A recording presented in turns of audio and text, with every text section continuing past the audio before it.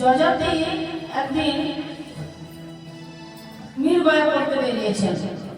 তো মীরবায়া করতে বেরিয়েছেন, জল পিপাসার্ত হয়েছেন। জল পিপাসার্ত হয়ে তিনি এক কুয়োর কাছে গেছেন। তো কুয়োর কাছে গিয়ে দেখছেন কি কুয়োটা শুকনো, কুয়োতে জল নেই।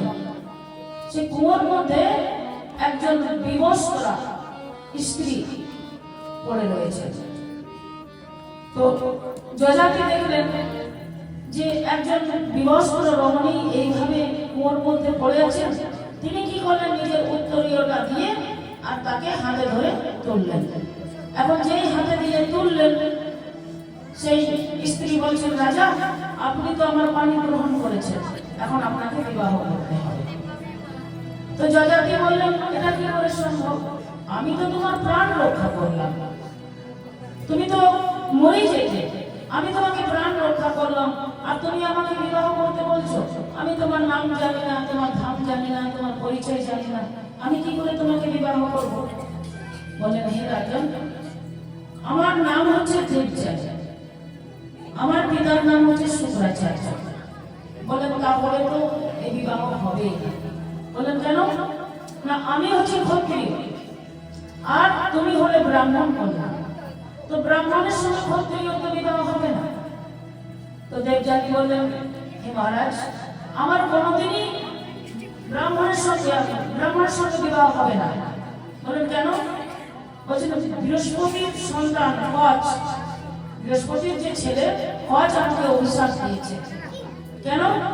না, কচ আমার বাবার কাছে সঞ্জীবিনী মন্ত্র শিখতে এসেছিলেন। তো আমি তাকে অনেক সাহায্য সহযোগিতা করি, সে আমার বাবার কাছে সঞ্জীবিনী মন্ত্র পেয়েও শিখেছিলেন। কিন্তু সে যখন চলে যাচ্ছে, তখন আমি জিজ্ঞাসা করলাম যে আমাকে তাহলে নিয়ে চল সাথে। তো সে আমাকে নিয়ে গেল না।